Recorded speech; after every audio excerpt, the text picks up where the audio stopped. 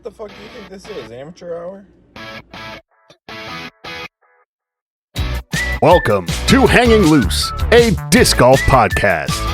Hosted by Shanked DG and Spicy Boy. Today's guest is Adam Wakefield.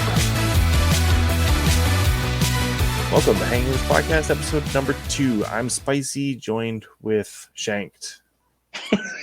That threw me off. I was like, what the hell is it? You are not Spicy. You might be Spicy. I'm Shanked. He's Spicy. Anyways, how you doing, man? Spanked. Good. Work was fun today. At the day job, we had I do customer service and I'm taking phone calls all day, and my boss was like, we're really behind, we got to catch up. So he turned the queue off for an hour and forgot to turn it back on. Hey, so we just sat there and did nothing and got paid, which is how some disc golf pros operate, but we don't have to talk about that. Nice. Thanks. I originally, my plan today was to go play golf right before we recorded this, so I'd have something to talk about because I haven't played in a while. Yeah. When did you play last? Well, I pulled up. So where I work, I'm a marketing coordinator at a auto dealership. But you're the guy that buys these the big like ads and yeah. No, I was talking about the balloon guys, the wacky waving inflatable. I suppose, yeah, that would fall under my umbrella as well. I should actually try to get us one of those. That'd be Hell fun. Yeah, us, not your dealership, us. Oh, just us. Yeah, absolutely. Have like a disc in its hand and it's just like flying around. No, but there's a disc golf course. It's like a disc golf hybrid 9-hole thing. That's right around the corner from the dealership. So I went and parked there on lunch today. And I was like, I might play around. I stepped out of the car and it was cold. So instead I sat in my car. I think it was like 31 degrees or something, but really windy. So cold for us here in Phoenix is like 40, 44. That's manageable. That's like sweats and hoodie for me, and I'll be out there. But my general rule of thumb is if it's below freezing, unless I have a real reason to get out there, I probably won't play. But if it's above, I'll try. But how'd your round go? I didn't play today. My last one, it was too cold. I hopped out of the car and got back in because it was too cold. Yeah, my little baby boy buns were freezing. So they're freezing. Hey, nothing. Something Terry would say. Terry, don't call yourself baby boy buns. Get the hell out of here. So I think the last round I played wasn't really a round. It was a tour. It was at Tourist, which was our like local 18-hole pitch and putt. It's the one I'm always posting. That's like, I shot 16 down today, and everyone's like, "Whoa!"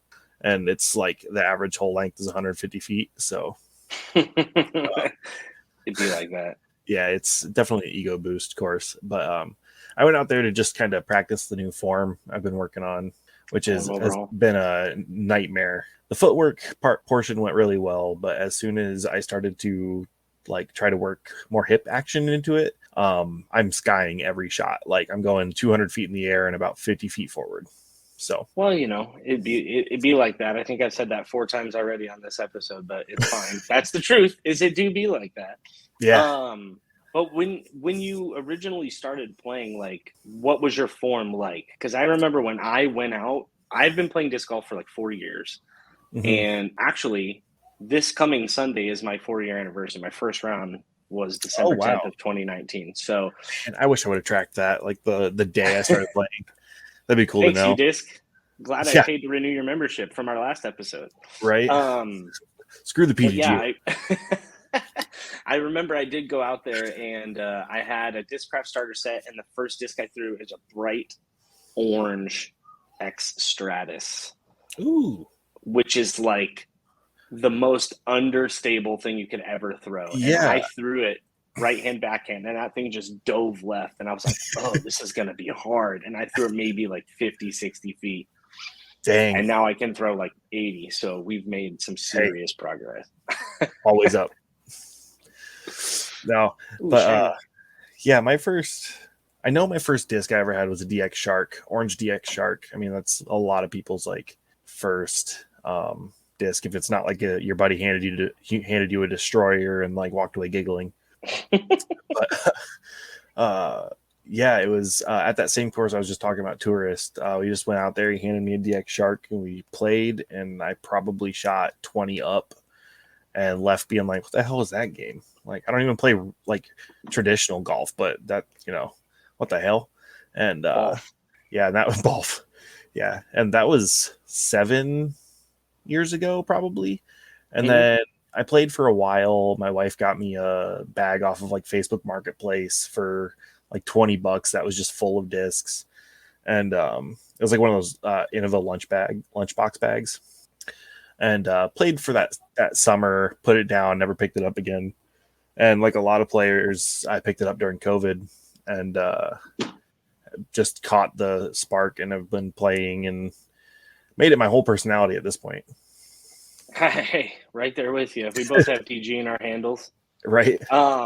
Yeah, I had watched it. I watched The Dark Horse on YouTube a lot because I've always enjoyed trick shots. And, the algorithm just started to show me disc golf. And I had remembered I was just freshly divorced at the time. And I remember my former father-in-law had talked about playing Frisbee golf up in Flagstaff. And I thought, oh, that's interesting. And so I started to watch a few like rounds, and then I would put it on while I was working. And I was like, I bet I'd be really good at this. And then that year for my birthday, my friend Lauren got me a starter set of Discraft discs, and I took them out, and I couldn't throw a force. I still can't throw a force. Yeah. I can't. I just can't. I don't have a strong arm. I just don't. But I mean, it looks like it with this lighting and this angle that I'm sitting at, but I'm not. Buff boy. Buff boy. Two eyes. Anyway, yeah. And 3 months later, I volunteered for my first event, and that was the 2019 Memorial. 2 months later, everything shut down for COVID. It was a 2020 Memorial, excuse me, and everything shut down for COVID. And I was like, well, I guess I can go play still because it's COVID safe for the most part. Don't be licking chains and things like that. But like you said, I completely caught the spark. It swallowed my whole life, and I've not looked back. I wanted to be a streamer for a long time. I have a monetized page on Twitch. I'm never on there anymore because all I want to do is golf. So, yeah, and the spicy is just me loving hot sauce and spicy foods. So I've done the world's hottest chip in the middle of a round. That was fun. Oh, is that Packy? How do you say it? Packy. Yeah, Packy, this guy. Yeah. Oh, yeah, it's nice. Yeah, I got it tattooed while I ate the chip the very first time because they had a contest that was like, we're going to pick our favorite video, and then we're going to give you a 4-foot tall neon sign of, it's kind of hard to tell, neon sign of this Grim Reaper. And I was like, I want that. And then I found out it's there. It also came with like a year of chips. I was like, I don't care about chips. I just want that sign.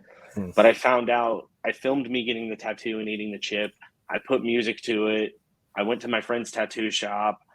And then I read the rules of the promo after, and it was like, you can't advertise a business. You can't have licensed music. You can be the only one in the video. And I broke all the rules. And I was like, cool, I got that too for nothing. I broke all the rules. I felt so fucking stupid. I was like, I'm so going funny. to read those next time. But yeah. Hey, but here we are. Hey, what? Yeah. Who'd have thought? Yeah. Hot Ones reference. Sorry, spicy. Yeah, my most recent round was I went and played 9 holes at Freestone, which is, I think, AB goes there because he doesn't live too far. Ricky's been out there a couple times. Same thing. It's a little, every hole's 190 feet. There's nothing in the way of any of the throws. So it's all just like, how close can you get? So I just ace run every basket. And I think that 9 holes I played was like 5 under. 5 under, nice. Yeah, it's hard to shoot. Like when I go out to like Tourist, my pitch and putt course, I can shoot like 15, 16 down, or I can shoot like 5 down because I'm trying to ace everything. You know? Yeah, so that's usually me. Also, I do want to be our podcast if we weren't eating, so forgive me. Fair. How is it? You gotta get right up next to your mic and just ASMR. Yeah, but I want to get the perfect at What were we that, asking? that course. Oh yeah. I'm chasing it. I think the hardest part about it is the consistency, because not only is it short, it's also lefty friendly. So like, it's there for me to get it, but it's just consistently putting myself within my putting range, which is about 5 feet. So 4 AMs by AM. yeah, But did you not have an 18 down there? Because you got an No. ace. What no, did you have? it was 15 with an ace, so I got 16. Oh my Lord. I Yeah. would kill for that kind of round. I think my highest at my home course is 12. About 5 miles down the road, there's Big Woods disc golf course, and my best shot score there is +4. So Not like me at Vista. I think I've only shot under par at regular Vista, not even the Memorial Vista. Memorial Vista is Vista XL for us. So like when Okay. you go out, traditionally you will start at hole 12 because that's by Spinners, the disc golf store that sponsors that event. You'll start at 12 and then play from there. But there's a whole south side of the course that's like, I mean, like just 1,000-foot holes and like things like that. And that's what like AB plays and all the big guys, you know. I'm actually, I don't know if we've gotten official confirmation yet, but I'm supposed to be filming next weekend on that layout for Terry. So we'll see if we can get some videos up. Yeah, it'll be a good time. I'll have to tee up with some hard-hitting questions for him, like the lasagna question. The lasagna question? Yeah. If you stack 2 lasagnas on top of each other, is it 1 lasagna or 2 lasagnas? Oh, shit. Listen, I have all these chins, and I can't even think of an answer for that one. Like, in theory, you can stack lasagnas infinitely, and as long as it's vertical, it's still just one lasagna. I mean, you know, something to think about. I think Simon should sign a sponsorship deal with Stouffer's and sell Simon lasagna. I mean, it's marketing right there. We got to shut it down right now. That's too good. Turn it off. All right. Simon lasagna. Nice. So that was tell you my most recent run. What'd you say? Tell you a certain dominant at the first tee, just pull out a full Stouffer's lasagna and eat the whole thing before you tee off. Before the 2-minute mark. Yeah. So that, I think, for those listening or watching, shit, I forgot to bring the disc that I'm going to give away, but I will describe it to you in great detail. It's very sexy. Close your eyes right now. All right, you ready? Here we go. Yeah. So the disc I brought to give away is, excuse me, I had to burp. Oh, I should have done it in the well, it's up here. I can't. I'm not going to take it out. All right. Anyway, it is a signed Tour Series champion Haley King stalker. I think it's a stalker. I'm almost positive it is. Okay. And Haley was at the 2021 Memorial. She was super nice, super sweet. She always is. And I was talking to her about, she had hurt her ankle the week before at Vegas. She jumped down a bunch of steps and she rolled her ankle when she landed. And she was like, I don't really know how I feel, blah, blah, blah. So I didn't want to bug her during the round. But after the round, I asked her if she would just sign a disc for me. And she was like really nice about it. So I have that on the shelf at home. And it's very nice. It's kind of like a blue and orange swirl plastic. And it's got a cheetah print stamp. So it's really cool looking. Oh, heck yeah. So we'll give that away. And let's think of some parameters. Yeah. Tell us if you think it's 1 or 2 lasagna in the comments. Yeah. That's what I want to hear. And I need solid sound reasoning. Yeah. Explain yourself a little bit. I mean, don't just say, I think it's 1. Yeah. It doesn't have to be 20. You know the drill. Like 10 page. 10 pages. 1,000 words. 1,000 words. Like, subscribe, and leave a comment telling us if you stack 1 lasagna on top of another lasagna, is it 1 lasagna or 2 lasagna? Yeah. Lasagnas? Now we're into the plurals, and it's a whole fucking nightmare. Lasagna. Lasagna. that was a crime. Lasagna. That sounds like a disease. I got lasagna. I think it's time for some disc picks. Is anything new that you bought or used this week that you've really been enjoying? I haven't golfed this week, but I do have a disc that I brought that I used last week that I'm enjoying. That's new to me. So new to my bag was my last tournament winnings. I played Last Call in Monticello, and it's like their last. There's a company around here that like exclusively just runs events and like has like a store. They don't actually have like a storefront. They just drive around and host events and sell out of their like trailer. They're called Pro Flight, and they run a lot of events around here. They threw their Last Call, and I tied for third, which was one of my better rounds. I mean, I want to say it was 913 rated for my second round. Wow, So, I don't think I've ever thrown a 900 rated round.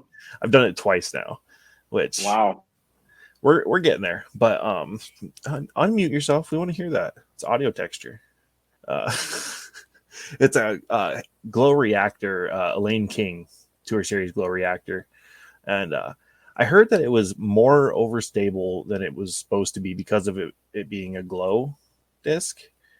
But it's a 5501, I want to say, and it is just about as straight as they come. It'll flip up in a headwind, but it won't turn over. What's that? Like Chuck Norris, he's as straight as they come. Sorry, go ahead. Yeah, like Chuck Norris.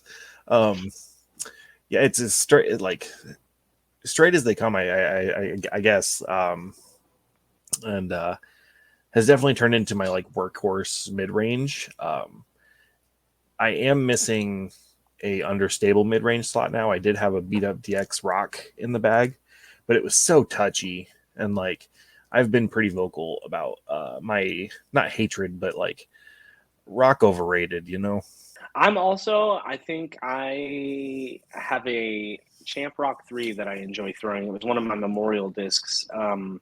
Spinners is very generous. Whenever I volunteer to film with Terry, not only will Terry pay me, which is nice, but Spinners is very appreciative of us capturing their event. So they will give me a disc a day for every day that I film. And that's very kind of them. I appreciate it. So one of them is a Champ Rock 3 that was really nice. If I could make a suggestion for an understable mid that I'd like you to try. Of course. I throw the DGA Rift. See, I have Andrew Marweed's DGA Rift for me. Brian, when he came to the memorial, Papa Wolf, our last guest, shout out.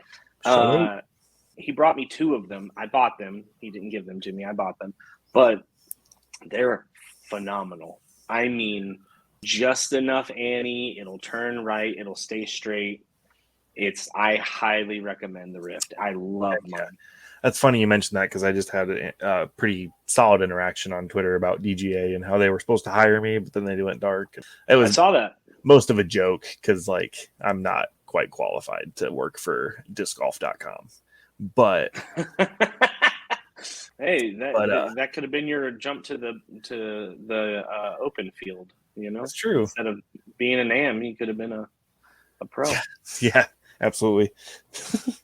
But I know you've applied at a few places, right? Yeah, I tried to work with story time. Tell me. Okay. So I think the first foray was when I lost my job back in May early this year. I started to like kind of be like, maybe I could actually like, fool one of these companies into hiring me. And so I started with DGA because they had a content or like social media position open essentially. And I was like, I might fit their bill. So I applied, didn't hear anything back from them. And then Tyler he was the social media manager over there, had to move on to bigger things. And I don't know if they filled the position or they just decided it wasn't worth it because they've gone dark. Dynamic Discs had a position open, about the same thing, like a marketing / social media manager deal. Applied with them. I harassed the hell out of Dynamic Discs. Like I had everybody on Twitter that I could have behind me. And I even got to the point where I was talking to like Giovanni and had DMs with Dynamic Discs at one point, but just didn't pan out. And I just applied for the Disc Golf Pro Tour's part-time social media guy, remote position. So we'll see. You got to keep trying. Well, if you need a meme generator, I know a guy. Oh my god, I live to meme for sure. It's some of my favorite things I've ever done have been memes. Yeah. For references on the Dynamic Discs application, I just put a link to one of my tweets, and I was like, "Hey guys, just yell at Dynamic Discs." One of my references was all of Twitter. Hey, I mean, it's not a bad choice. I don't have a huge following, but we both have a following. So yeah, and I think a lot more people think they're following you than they are. You know what I mean? They see your tweets all the time, but just never hit that follow button. But you're in the algorithm. Yeah, I was gonna say thanks, algorithm. Actually, one of my most winning teams at the bar trivia that I host, their name is Algorithm. Algorithm. Yeah, Nice. they kick ass all the time. Kirsten and Jeff and Mike and her brother. I can't remember his name. I love them just the same.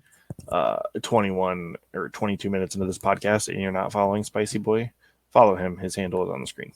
Seriously, follow him. Well, follow Shank first. Shank's DG. No. Unfollow me. Babe, you hang up first. You hang up first. Oh, you hang up. I love you more. Oh man, yeah. So but what about you? You said what? You want a story from me?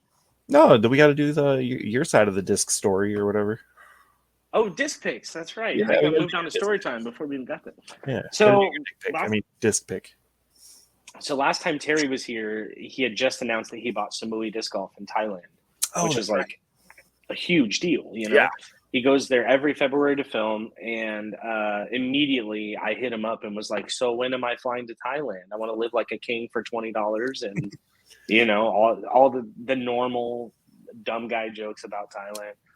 And he was like, "Yeah, absolutely, get your passport and we can work something out." And it turns out that my lovely girlfriend's birthday is in the middle of February, so not 2024. But 2025, we're going to try and get down to Thailand, and I will be his cameraman for the Samui Swine Open.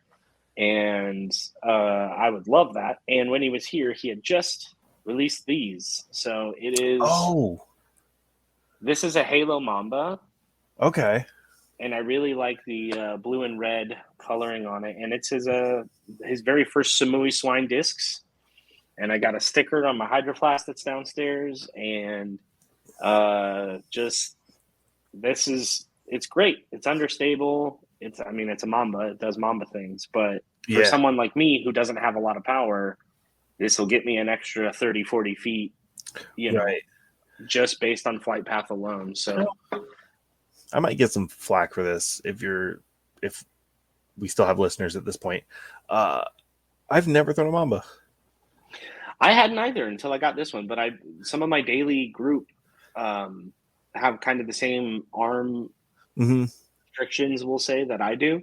And I've seen him absolutely carve apart fairways with it. And so I was like, you know what? I might take this one. I think the other stuff Terry had in that stack of Samui discs was like 175 destroyers. I'm like, I'm never going to throw that. There's nothing, where I can throw that to somebody that can use it. And then they will have absolutely. Yeah, but Terry's the best, man. I can't say enough good things about him. He's like the nicest dude. Every time he sees me, Spicy, big hug, and he'll never admit it, but I know whenever he's calling out the spicy shot of the day from the Halal guys on the Disc Golf Network, I know he's thinking about me. Yeah, it's actually your shot. It's my shot. I was like, this is like free marketing, man. Everybody's gonna know who I am. We're gonna have to lean into that come high disc golf time. Yeah, absolutely. My story time can be how I met the wonderful Terold. I think the only one that calls him Terold, but I'm the only one that calls him T Millie. So he's just he doesn't even know me. Miller. If he meets you, you'll love him. He's just literally like the most easygoing dude ever. And it's really funny because every once in a while he'll get passionate about something. And Terry, I hope I'm not throwing you under the bus or like ruining your branding here or anything, but he'll just be like, fuck him. And it's like my favorite thing because he's such a nice guy the rest of the time. Yeah. So to hear him just like throw that down, it always catches me off guard. But he's like the greatest dude. You can tell he's pretty real about it, because I mean he's called out Cupcakes how many times, and like Oh, he's not one to mince words, that's for sure. right, yeah. Cupcake's a good kid, but man, he fucking takes forever to putt. He's like, I'm working on it. I was like, oh, you're down to 42 seconds. You still got some work to do. I caddied for him during the Big Arm Challenge last year, and he's nice, but I'm standing there going, dude, like, how's nobody calling this? And but that kid can rip. Oh yeah. But I mean, you never want to last say year- it. Sorry, go ahead. No. You're right. You never want to anger someone in the middle of their round. It's just Yeah. you feel bad because if someone did it to you, you'd be fucking pissed. Mm-hmm. And I mean, they're already going through something, whether it be like the yips or just nerves or whatever, and just knowing that people are waiting on you already. And then if someone says something, I mean, you want to be a nice guy, but also it's like it's 30 seconds. I mean, if we sat here in silence for 30 seconds, people would turn this podcast off. Do you want to do it? Do you want to test that theory? We can. No. It got cut. We decided. We post. We dropped it. So last year I had mentioned this to Brian. I don't know if I told the story in the last podcast. We're 2 episodes in. I can't remember what the fuck I talked about already. But we had the Phoenix Ladies Open. It's 175 women come out and play a tournament, and we had a fundraising round the night before. And I showed up with my buddy JB, and it's random draw dubs. And I saw Terry, and I saw that Terry had put his name on the list. And I told my buddy JB, I was like, watch, dude, I'm going to end up on Terry's card, I promise. And he's like, you think so? I was like, I feel it. I just know I'm going to, like, we're going to be partners or on the same card or whatever. So we draw cards. I had a red 4. My partner had a red 4. And then Terry had a black 4, which meant we were playing on the same card. So we're just talking, shooting the shit. He found out I used to edit in high school and that I know how to work a camera. And he was like, do you want to film for me? And I was like, no. I was so nervous. Just a cloud of dust where you were standing. I don't know what wide and tight means. It was so uncomfortable. And then Memorial Hole 17, I think it is, where they start up on the sidewalk and they throw down at the basket that's right by the road. I made like a 55-foot putt right in front of Terry at night.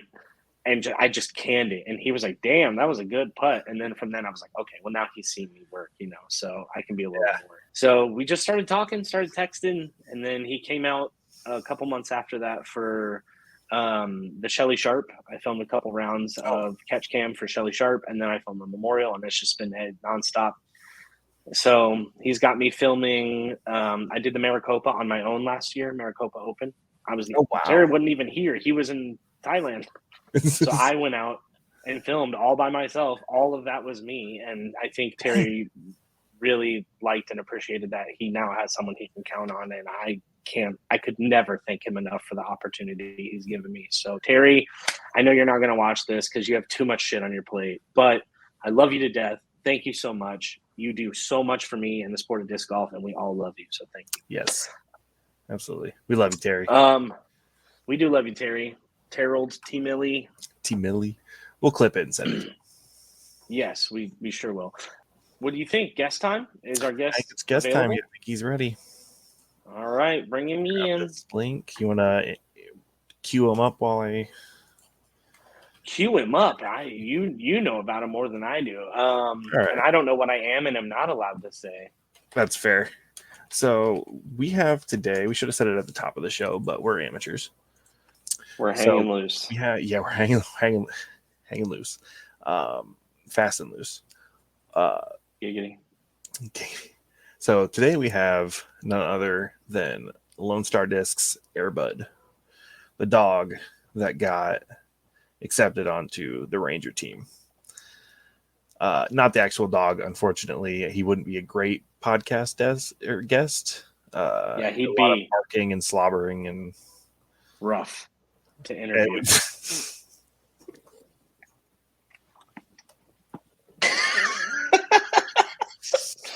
I have so many bad jokes. You all just wait. You're in for it. Oh, that's so good. So He should be in here momentarily, maybe. Messaged him. Hopefully he doesn't dog us.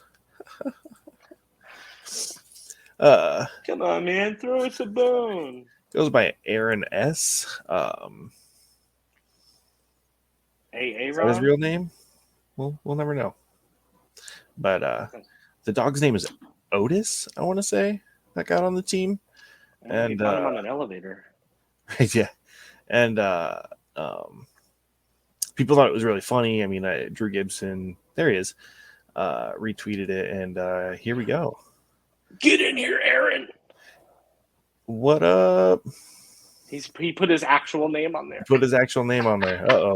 You introduced him as one, and he was like, fuck it, I don't care. Yeah. How you doing, dude? Hey, what's going on, guys? Good. Good. Going, Should I brother? change my name? No, you're good. Good. I thought good. you How were. you all doing today? Not too bad. We just got done with the opening section of it and introduced you a little bit. But if you want to do a little bit yourself, go for it. Tell us about right. you. Yeah, my name's Adam Wakefield. I'm from Pennsylvania, but now I live in Denver, Colorado. I've been competing in disc golf competitively for about 2 years, but I started playing in 2006 with a youth ministry, and then I played a good bit in college, but took like 10 years off. And now now since I've been in Denver, I've just been completely hooked and loving it every single day. And it's all I think about every single day. So Heck yeah. Well, you're among good company. good Yeah, deal. no joke there. My girlfriend's from Colorado, so you're doing great as far as I'm concerned. Yeah, you said That's you were awesome. part of a youth ministry thing with disc golf, or was that just separate? That was like when I was young in high school. That's how I got exposed to disc golf. Our youth pastor would take us out, and I'd play at one of the courses, and we didn't even know anything about disc golf at the time, and so that's how I got started into it. Nice. So Yeah. we kind of teed you up beforehand, but you're responsible for Lonestar Airbud. Oh, I love that nickname. Yeah, he's napping right behind me, actually. Oh, he's right behind you. Show me. Yeah, we got to see need that. a celebrity. Come here, buddy. Oh, There he is. He's a puppy. Come here. I woke him up. no, we woke him up. You just did our bidding. Yeah. What up, puppy? Hi, pup. Yeah, this is Otto. This is the Otto. first Lonestar sponsored dog in the world. That's so awesome. He's a good boy. He just went disc golfing with me earlier today. We had a lot of fun. Oh, yeah. Heck We love a disc golfing dog for sure. Oh, yeah. So what inspired you to do that? So, I at a lot of these tournaments I went to, I saw a ton of Lonestar sponsored players, and I was amazed. I'm like, there's like so many of them, and I see them in all these Facebook groups, and just been seeing them everywhere. So I started doing a little bit of research on it, and I was kind of confused because like a lot of these guys were like sub 800 rated. And I was like, how is someone sub 800 rated and getting sponsored? And I was just didn't really understand it. And doing more research into it, I kind of saw that, okay, it's like seems like less of a sponsorship and more of a predatory marketing strategy. And back in like the early 90s, it took Ken Climo like 3 world championships to get his sponsorship. And I know there's so many people who, like so many players, they work super, super hard to gain a sponsorship. I mean, it's it's an awesome thing to have. So I thought I'd test the waters a little bit and submit an application in to Lonestar for to see how low the standards were. So I put Otto's information on there. I think I put like a 770 rating. I put the most basic bio ever, just You know, they say, ask about, you know, tell us about yourself. I just said, I really like throwing discs. And just like literally like the most basic bio ever. When you got to the species checkbox, it was other. Yeah. Oh, yeah. And then I submitted it, and I was like, there's no way this is going to work. So, you know, a couple weeks go by, and I get an email saying, you know, welcome to Lonestar. You've been accepted on the Ranger team. And I'm like, no freaking way. It was addressed to Otto, and I'm like, that's freaking amazing. So, yeah, I posted it on my local Facebook group, not thinking. I thought I was gonna get maybe like 5 likes, a couple people laugh at it, and it just went like completely viral. Like I still don't know how viral it went. I've heard it's been on Reddit. I heard it's been a lot of places. Someone told me it was on the Foundation podcast, which I think is amazing. Yeah, but it's a huge. I'm pretty sure you're on Lone Star's website. Like no way. Yeah, it's pretty sure they featured him on the website because I know that what's his name that runs it, name's escaping me at the moment, but he responded to the, I don't know if I'd call it backlash, but like people being like, did you see this? And he was like, oh yeah, no, that's like I think he called him Lone Star Airbud. Oh wow. And, totally embraced it, so that's cool. Yeah, I'm go ahead. Sorry.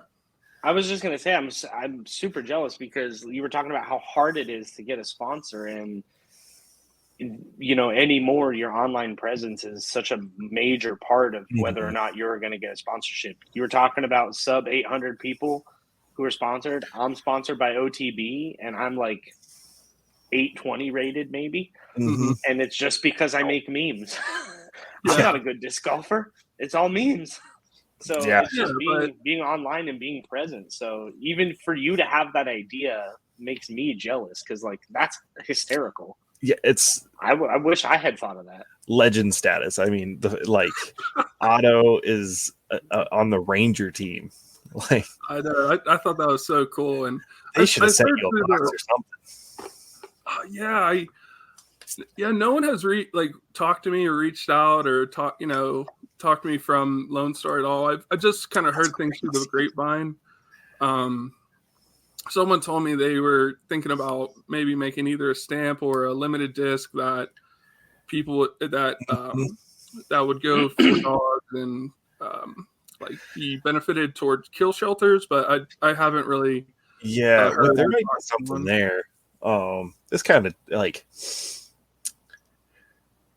So I've got a pretty good line on that guy. I'll see if he's, because you should get a lot more credit for that, especially if they're going to do like stamps and stuff. Like you should get at least free discs or something if they're going to use it like that. I mean, because if you haven't heard anything from them, that's crazy. Yeah, I would think that there's got to be some IP in there somewhere where there's no way they could just take the likeness of your dog, sell it, and like not give you a cut. Obviously, it's something they need to discuss with you first, but I think there is definitely a horizon for you to reach for as far as blossoming that into something that could really be beneficial for you and Otto both.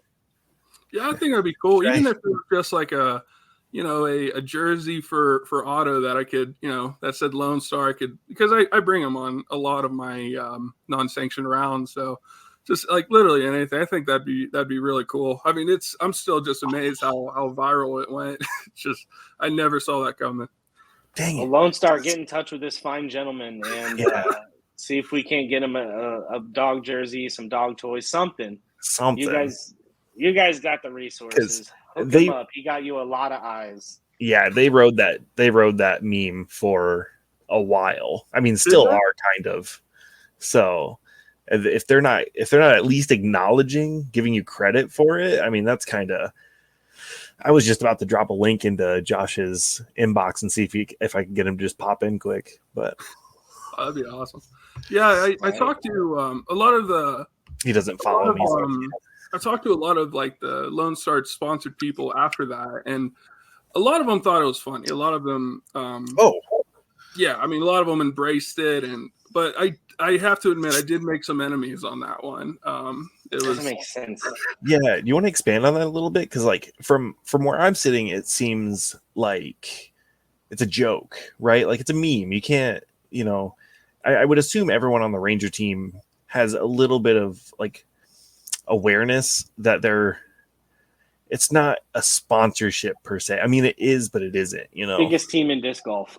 Yeah. I mean, it was a marketing ploy. I mean, if you like the brand and you want free stuff, it's a good deal.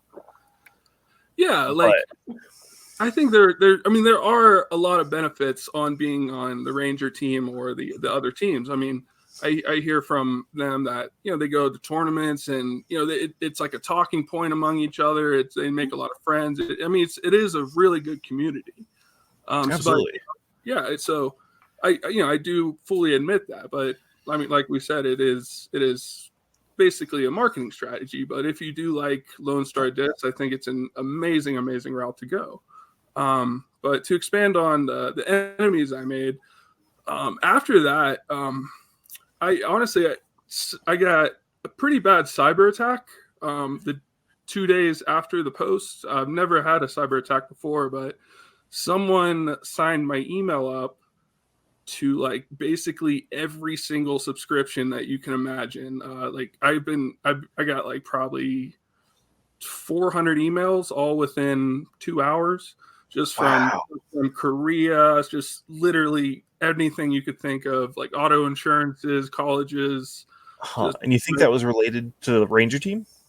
I mean, I usually only get like 2 to 3 emails a day, and not many people have my email address. That must be nice.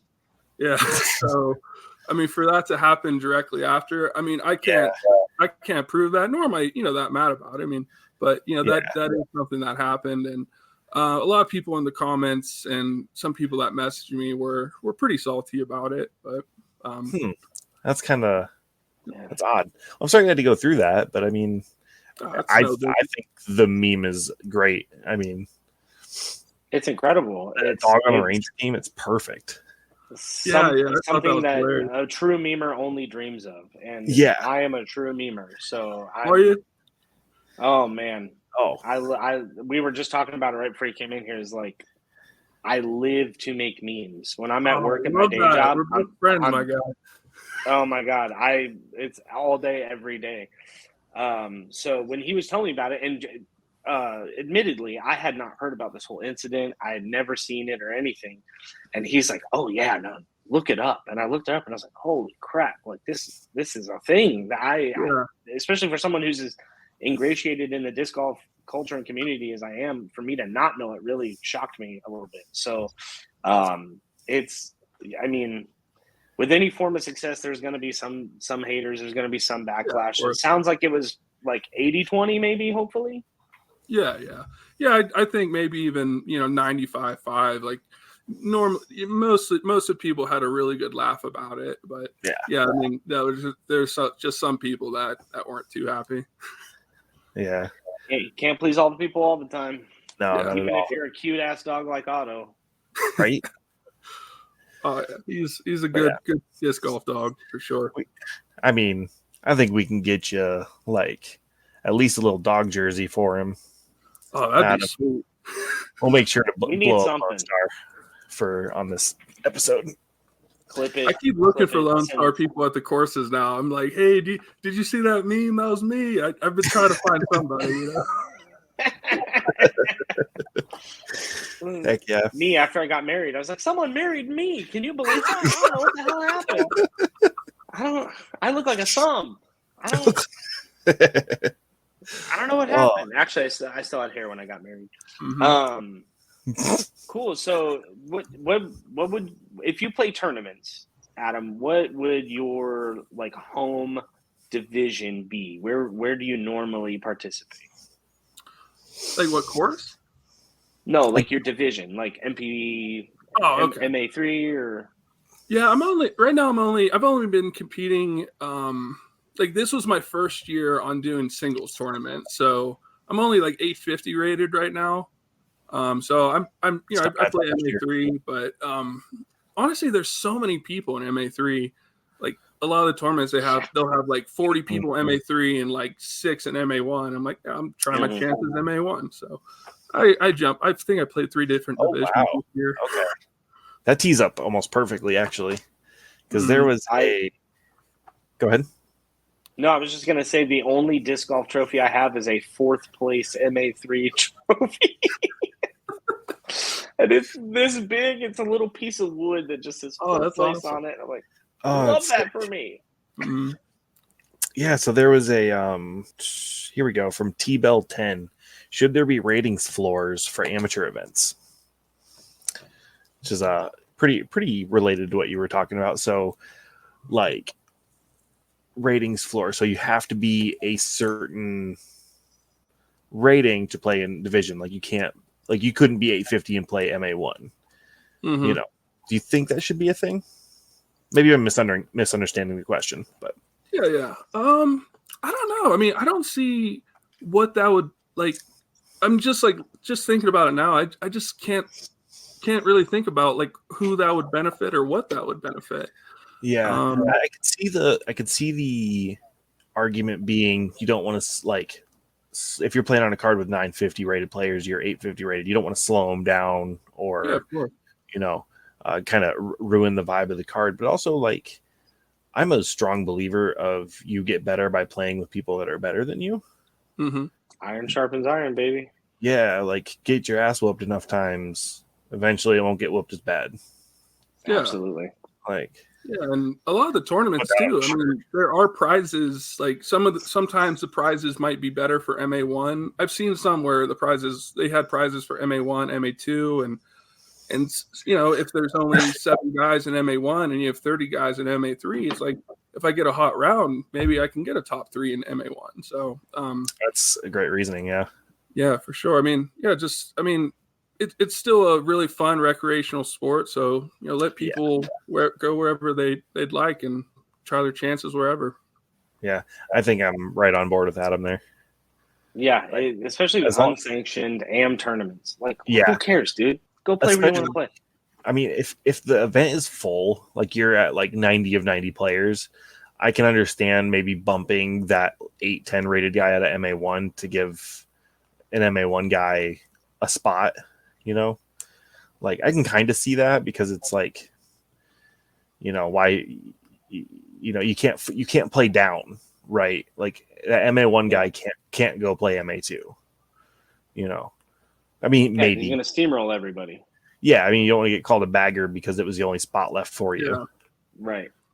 So I think more tournaments really need to embrace. I mean, I don't know about where you guys are from, but where I'm from, it's always, you know, MPO, MA1, MA2, MA3, and there's never anything for MA4. And there's such a huge skill gap between someone who is 760 rated and someone who is 899 rated. I mean, that's a massive skill gap. And I really wish more tournaments would have MA4 for people who aren't, you know, who can't compete with guys that are, you know, 890s, 880s right now. It's a great point. I mean, even around here, and like sometimes some of our events fill up, but a lot of times they only get to like 80% full.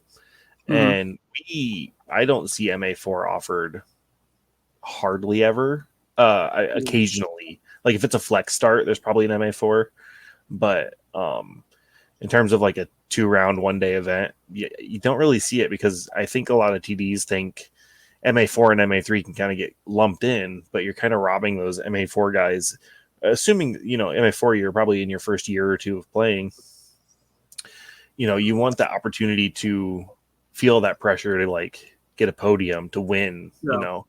But if you're 780 rated and you're playing an MA3 and the top guy in MA3 is like 880, 890 rated, I mean, unless you shoot a hot round, you're not in contention. And he has a trash round. Even if you shoot a hot round, your hot round's going to be like a walk in the park for him most of the time. Yeah, for sure.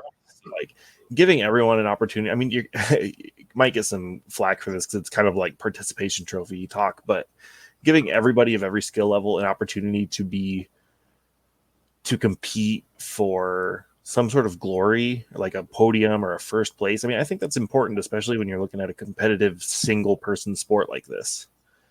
You know, Yeah, I think totally agree.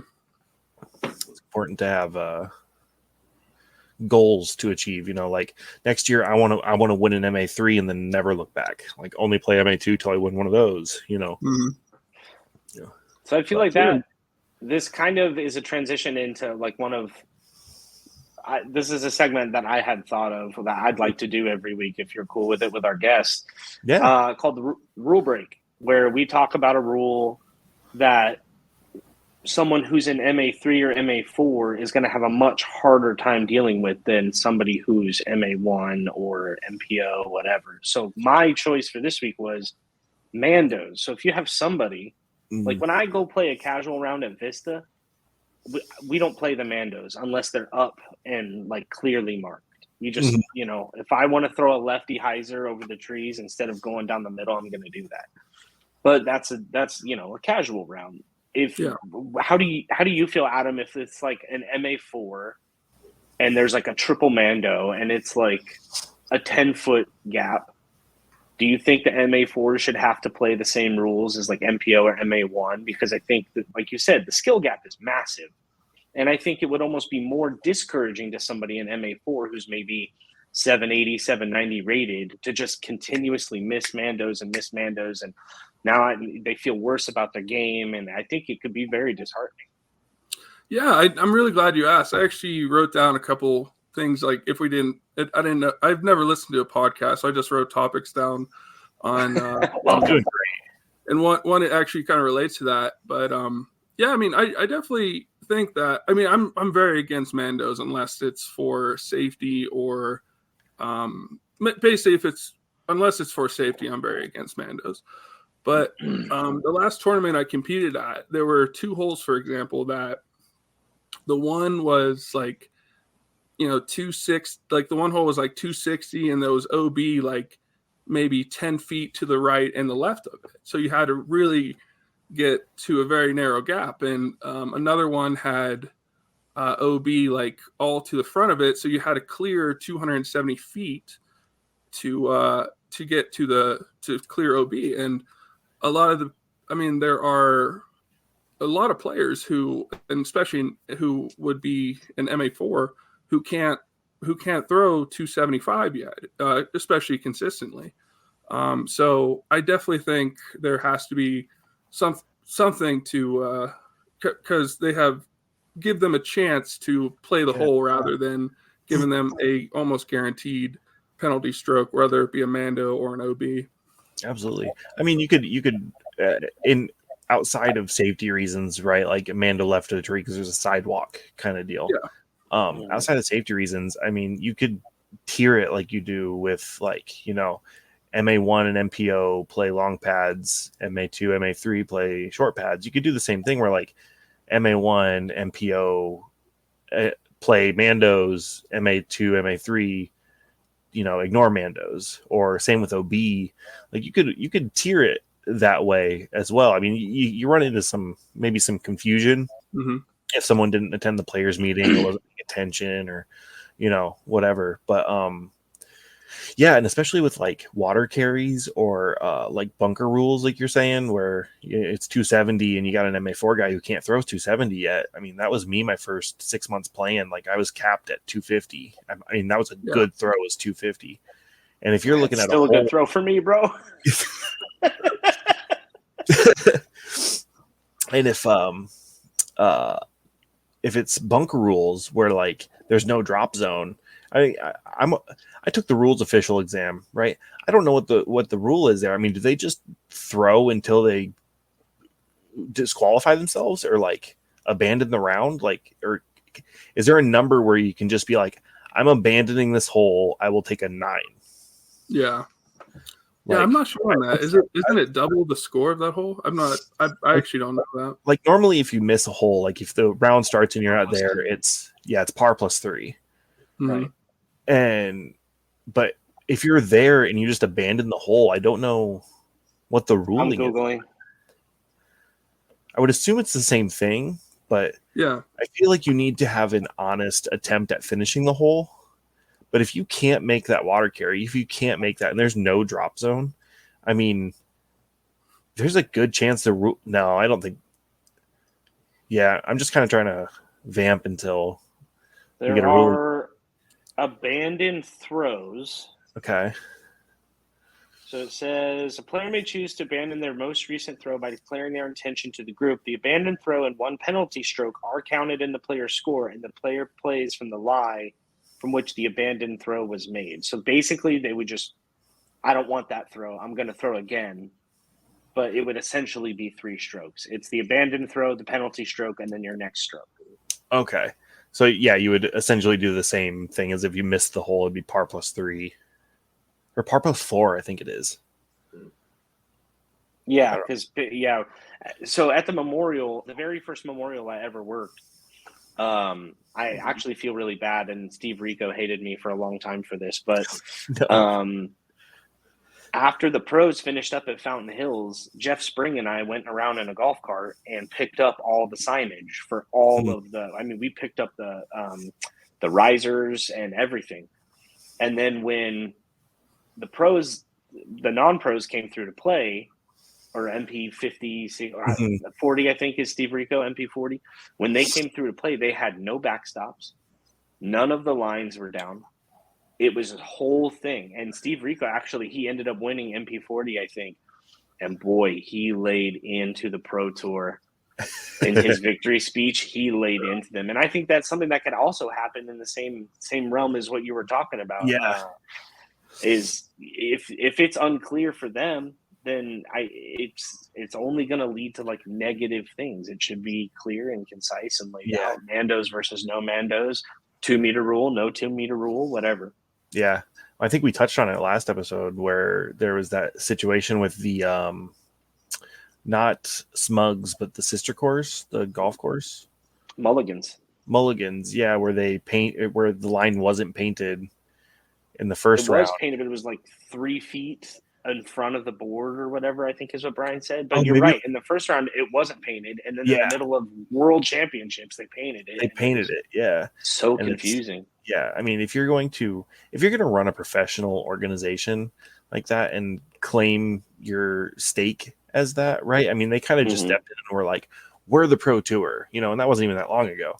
Yeah. And they stepped in and did that. The PDGA painted the lines.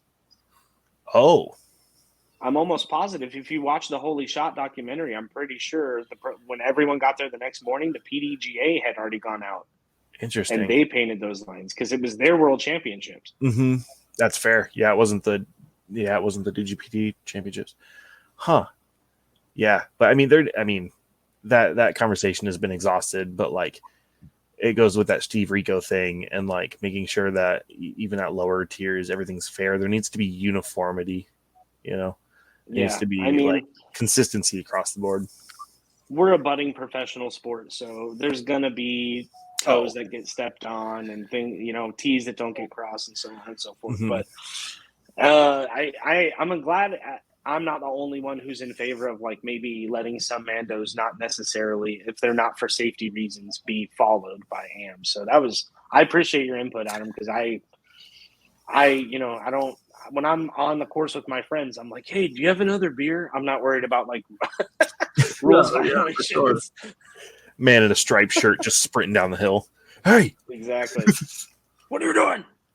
Step back. Step away from me. Nico's out there.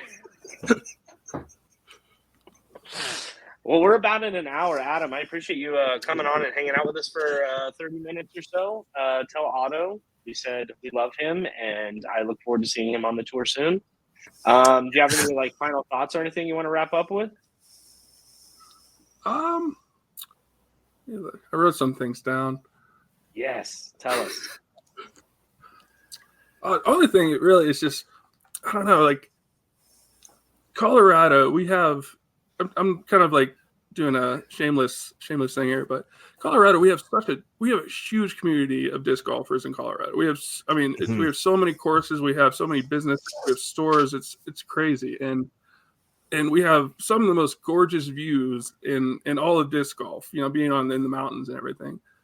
I think there really needs to be at least one event for what with the DGPT or whoever it is in Colorado at a really really gorgeous course out here.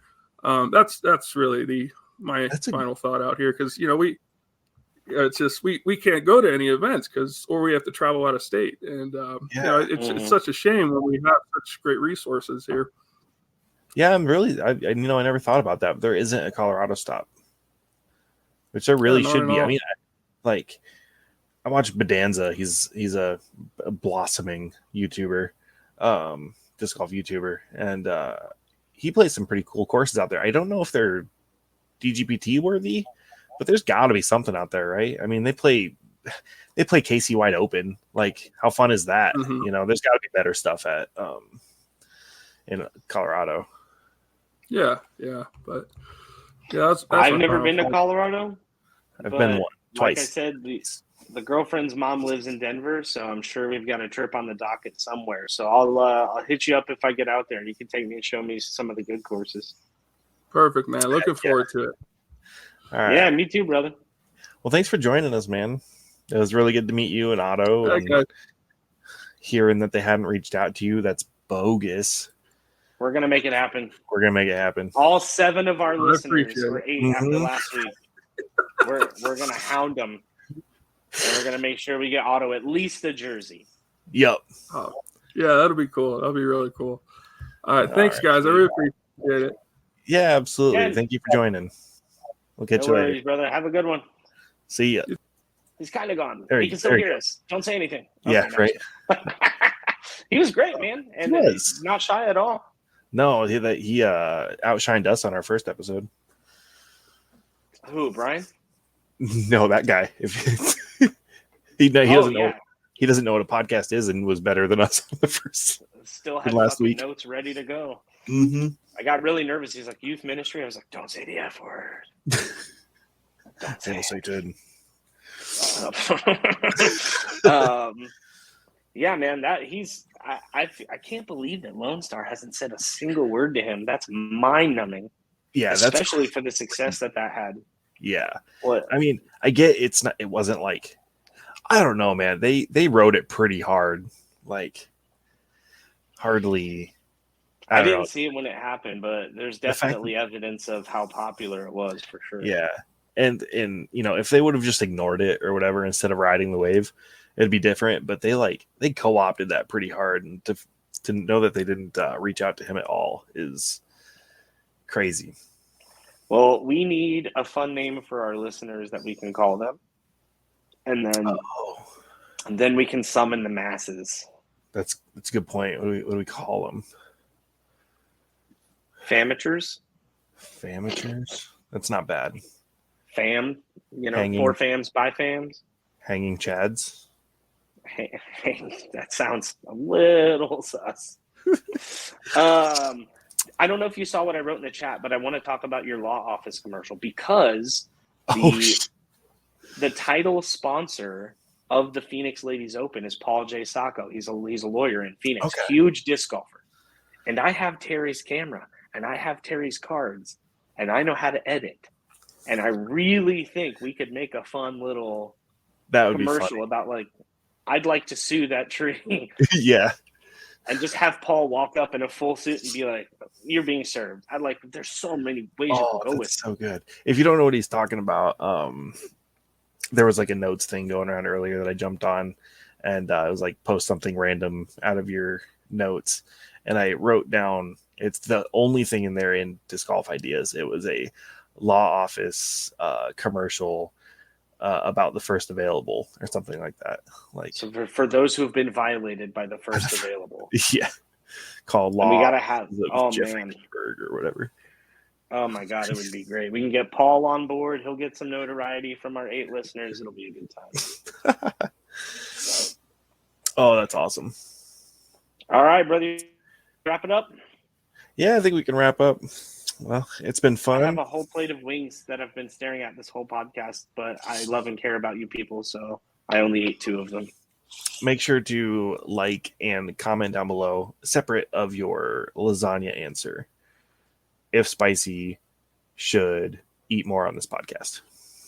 Because I fucking will. You know I will. Yes, the lasagna answer. Give us a thumbs up. Yeah, give us a thumbs up if you should eat more on this podcast. Give us a thumbs up if he shouldn't eat more on this podcast. Don't forget, signed Haley King Tour Champion Stalker. Orange and blue, cheetah print stamp, real gorgeous. Been sitting on my shelf, never been thrown. You want it for your display case. I have it. Tell us, if you stack a lasagna on top of another lasagna, is it one lasagna or two lasagnae? Lasagna. We need to know. We need to know. But we look forward to getting it. I'll take care of shipping. I'll DM the winner, and we'll make sure we get it out to you. Also, you have until the 15th for our first episode, so go back and listen to that. Brian from Great Lakes Disc, one disc, no S on the end. GreatLakesDisc.com, giving away an unthrown 4-claw zone, a Wolfpack Discs hat, a Wolfpack Discs mug.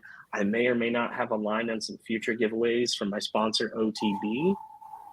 Ooh. Keep your ears open for that. I'm sure Caleb's got plenty of stuff lined up. It's going to be awesome. So thank you guys for listening. The Mojo guy's good. Maybe I'll win that one because I want one of those. Save your back a little bit, but I won't shill too much. No, but thanks for watching. Let us know about the lasagna. Let us know if Spicy should eat more on the podcast. Feedback. Tell us what you want more on here. Tell us what we can do better, because we are AMs and you're AMs, but your opinion matters. Hopefully this is light years better than the first episode. Feels like it's been. I think it's been great. Yeah. We should give him a deadline on that Haley King. Yes. 2 weeks. I think that's what Brian's was. Yeah, we could do that. What would that be? 2 weeks from now. That'd be then 26th? 19th. No, that's 3 weeks. That's 3 weeks. So yeah, December 16th, 19th. 19th. December. I hope I've confused. Math is hard for him. I've been hanging loose too hard. Yeah, well, it'd be like that sometimes. All right, we'll catch you guys later. We'll put a counter up in the corner for how many times Spicy said that. Yeah. All right, we'll see you guys. Thanks for listening to Hanging Loose, a disc golf podcast. We'll be back again next week. Until then, hang loose.